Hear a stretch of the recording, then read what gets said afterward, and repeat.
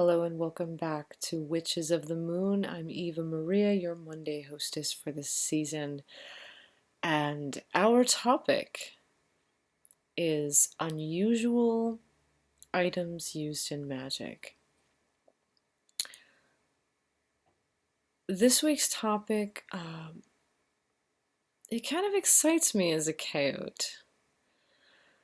I'm very excited to see what discussions are going to come forth around this topic, around this theme, because innovation is something I'm very big on. And speaking of innovation, you may have noticed that there is a stuffed Wile E. Coyote behind me.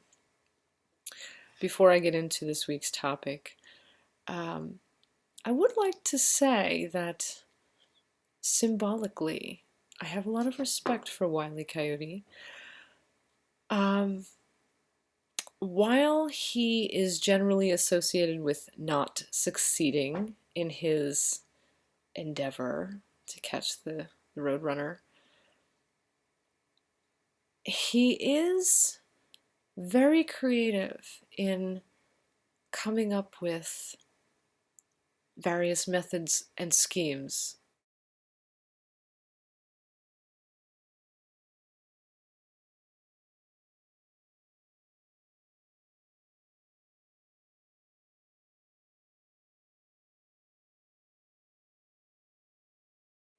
You know, he kind of almost reminds us, if at first you don't succeed, try again. And I will say, there was an episode where he did catch that Roadrunner, and I'm going to have that linked below for you. Just a little something I thought I'd throw in here because using uncommon items in magical work, it sort of parallels that whole Wile E. mentality, or it sort of goes with that whole Wile E. Coyote mentality of pursuing that goal by any means necessary, however creatively you must. That aside, that said, symbolism, associations, and intent are very important to magic. They mean a lot in magic. If you can become good at seeing the symbolism or recognizing the associations between things, if you can see where things can associate with your intentions and therefore become avenues for bringing about your intentions, then anything, and I do mean anything, can be a means, you know, to exerting your will upon reality. In my latest video that I did for the Biophilic Alternative, I did touch upon witching with what you've got. I touched upon being resourceful, being creative.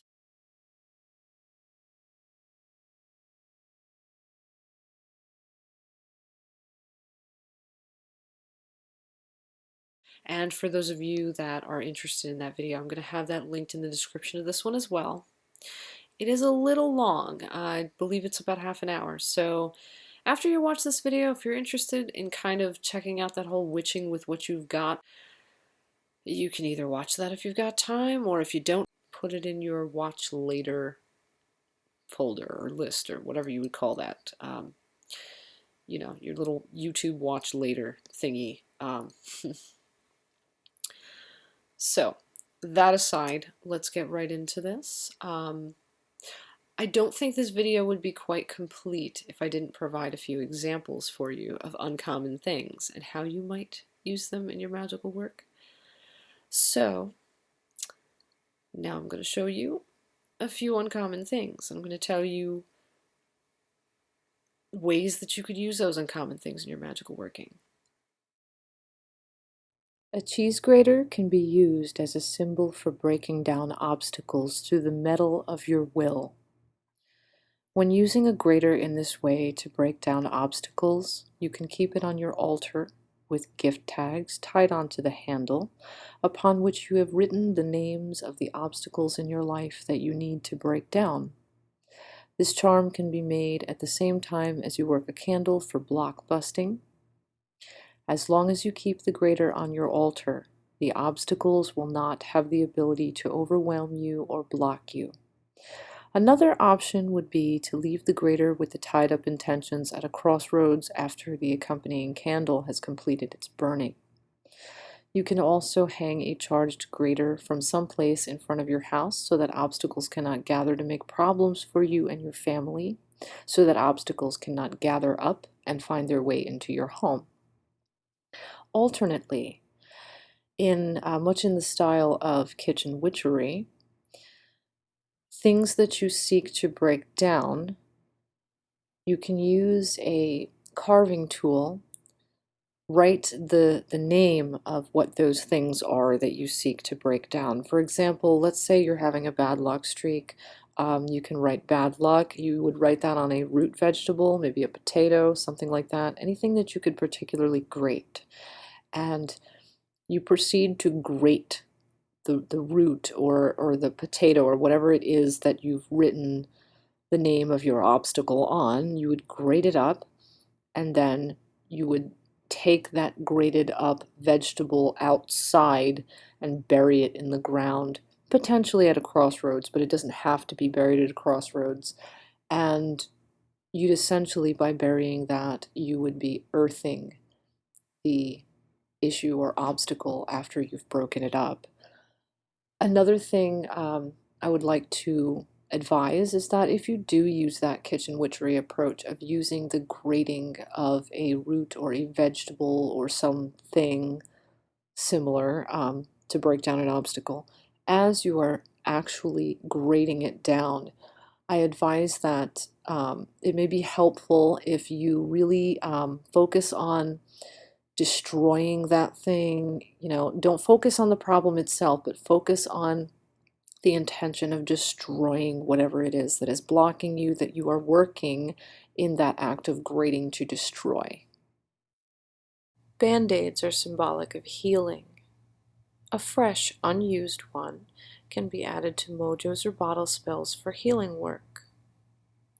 Band-aids can also be used on dollies of sick people to help them to get well. Stick a band-aid onto the body part of the doll that is in the same place as where the ailment happens to be in the person whose sickness you are trying to heal. If it is an internal ailment, sew a new band-aid inside the doll. If the ailment affects the whole body, wrap the doll tenderly, not tightly or aggressively, in blessed gauze bandages, and charge the bandaged doll with healing energy. In such a case, healing herbs can also be sewn inside the doll before the bandaging.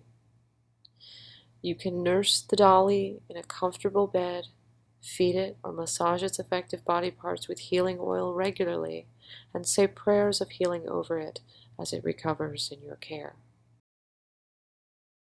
Christmas-themed wrapping paper can be a very effective ward for negative things. I knew someone once who created a protective barrier, a seal, that essentially closed off a paranormally active room from the remainder of a house. This was done by praying over the Christmas-themed paper, folding it up into a tight little square, and wedging it between the room's door and its frame. This created a delineation between the spiritually active point and what lay beyond it, kind of like drawing a line in the sand, setting up a spiritual force field that cannot be crossed, or throwing a magical padlock on something. Because the room was not in use, the wedge method was quite effective. But if a room or other area sees heavy traffic, the paper can be taped up above the door frame, or perhaps even to the door itself on the outside. If Christmas is not something that resonates with you, you can alternately use Hanukkah, Yule, or other sacred holy day, holiday themed wrapping paper, What makes this so effective is that a practitioner is utilizing something symbolic of the holiness of a holy day that is meant to wrap or contain things until such a time as they are meant to be opened, if they are ever meant to be opened. Furthermore, if wrapping paper is not something you have, or for whatever reason, you just don't happen to like the idea of wrapping paper, sigils alternately can be created, drawn up, prayed over, charged, folded up, and used in much the same way. Thimbles can be used in protective works of a defensive as opposed to offensive nature. Thimbles shield fingers from injury, and they are associated with domesticity too, like a parent's protective influence. So you might want to put a blessed and charged thimble in your protective mojo bag, or maybe add a thimble to a spell bottle for protection of a defensive nature. And better still suited are they for protection of home and family. You could even put a thimble inside a doll made for protecting a person who needs protection. Thimbles can also be blessed and gifted to people who you want to keep protected, be they friends or family. You could tell them it's special, or you could just give it as a gift and say nothing about how you've blessed it. What's more, mothers or fathers can give thimbles to their children once they are old enough to keep a thimble without swallowing it and choking to death, to always protect their children. This would be particularly appropriate for grown children who are moving away from home or getting married. Some retailers sell nice thimbles that are made of beautiful metals or porcelain or other fine materials. If your grown child is interested in sewing, you can give the special thimble as part of a beautiful sewing kit in a nice sewing box too. Regardless if they like to sew, when you give the thimble, tell your child that it is a symbol of love and that you will always be there for them, and even that beyond the day you take your dying breath, you will do everything in your power to always protect and look after them, if even from afar. Tell them there is spirit in that little token, and nothing and no one will ever disempower it, because nothing and no one can ever diminish the love a parent has for his or her child. There are many ways thimbles can be used in defensive protective work. Think about it. Think outside the box. You may surprise yourself at the awesome ways that you come up with in which to use thimbles in your work. Now that you've seen the examples that I had for you, I think I'm going to wrap up this video. I know it's a little short, sort of, but I do want to leave some room for others, this week to come in and elaborate on this topic. I'm only here to kind of introduce it and give my little 2 cents, but I think I've kind of touched upon it fairly thoroughly. Again, do go down to the description of this video. Do go check out the links I have for you there. And with that, I'm going to wish you blessed be an ashe. You have an awesome night. And open your mind, open your eyes. Cultivate those eyes to see what things can do in relation to the intentions you have that you wish to manifest. What they can do for you. Things that you would never consider magical at all. If you cultivate those eyes to see, you'll see that everything can